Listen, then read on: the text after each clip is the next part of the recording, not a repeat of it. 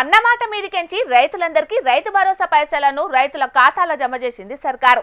దీంతోని రాష్ట్రమంతటా సంబరాలు చేసుకున్నారు చేతిపాటి నాయకులు. ఇక సచివాలయం ముంగటున్న రాజీవ్ గాంధీ విగ్రహం దగ్గర రైతు నేస్తం పేరు మీద పెద్ద ప్రోగ్రాం చేసింది సర్కారు.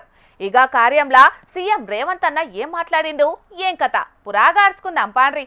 రైతు రుణమాఫీ కావచ్చు, రైతు భరోసా కావచ్చు, రైతు గిట్టుబాటు ధర కావచ్చు, రైతులకు 500 రూపాయల బోనస్ కావచ్చు, రైతులకు ఉచిత కరెంటు కావచ్చు, రైతులకు స్ప్రింక్లర్స్ కావచ్చు, రైతులకు డ్రిప్ కావచ్చు, గిరిజన రైతాంగానికి సోలార్ గిరి వికాసంలో సోలార్ పంపు సెట్లు కావచ్చు. దేని మీద నువ్వు చర్చ చేస్తావు? వీటన్నిటిని కలిపి ఈ రోజు సివిల్ సప్లైస్ కార్పొరేషన్ నుంచి రైతులు పండించిన పంటను కొనుగోలు విషయంలో కావచ్చు 18 నెలల్లో 1,04,000 కోట్ల రూపాయలు కేవలం రైతుల మీదనే ఖర్చు పెట్టిన రైతు ప్రభుత్వం, రైతు రాజ్యం, రైతును రాజును చేసిన రాజ్యం మాది, వ్యవసాయాన్ని పండుగ చేసిన ప్రజా పాలన మాది. మా ప్రభుత్వం వ్యవసాయాన్ని పండుగ చేసింది, చర్చ చేయడానికి సిద్ధంగా ఉన్నారా కేసీఆర్ అని సవాలేసిండు సీఎం రేవంత్ అన్న. ఆనాడు రైతుల పేరు మీద కేసీఆర్ అప్పులు చేసిండు, రైతుల పేరు మీద దోపిడీ చేసిండు, రైతులకు నీళ్లు ఇస్తున్నామని కాళేశ్వరం పేరు మీద 1,00,000 కోట్ల రూపాయలు కొల్లగొట్టిండని గరమైండు రేవంత్ అన్న. 1,00,000 కోట్ల రూపాయలతో కట్టిన కాళేశ్వరం ప్రాజెక్టు కట్టుడు కూలుడు కూడా అయిందని ఫైర్ అయ్యిండు. కేసీఆర్, కేటీఆర్, హరీష్ రావుకు ఫామ్ హౌజులు ఎట్లా వచ్చినాయి, రాష్ట్రం దివాలా తీస్తే వాళ్ళంతా ఎట్లా సంపన్నులయ్యారని ప్రశ్నించిన రేవంత్ అన్న రాష్ట్ర ఆర్థిక పరిస్థితి గురించి గిట్లా మాట్లాడిండు.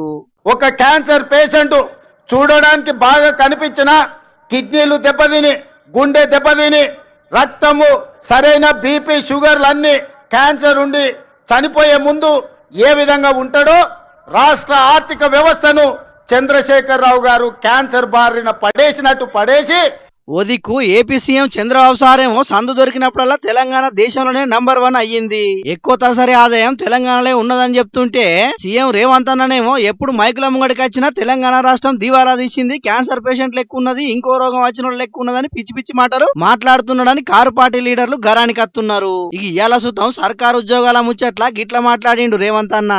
మన ప్రభుత్వం వచ్చిన తర్వాత మేము మీద నోటిఫికేషన్లు ఇస్తే ఇన్ని నోటిఫికేషన్లు ఎంబడెంబడే వద్దు, మేము చదువుకోలేకపోతున్నాం, నోటిఫికేషన్లను వాయిదా వేయండి. ఈ దేశంలో ఏదైనా ఒక రాష్ట్రంలో ధర్నా జరిగిందంటే అది తెలంగాణ రాష్ట్రంలోనే. ఎన్నికలకు ముందుగాల చెప్పినట్టు ఉద్యోగాలన్నీ భర్తీ చేయాలి, జాబ్ క్యాలెండర్ విడుదల చేయాలని మొన్నట్లనే అశోక్ నగర్ లో నిరుద్యోగులంతా ధర్నా చేస్తే ఈ ముఖ్యమంత్రి గండ్లబడలేదా?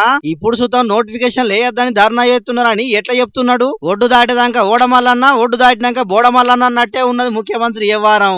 ఓట్ల కోసం నిరుద్యోగులను పల్లెకు దింపిచ్చిర్రు, ఇప్పుడు మాత్రం మమ్మల్ని పట్టించుకుంటలేని గరానికి వస్తున్నారు నిరుద్యోగులు.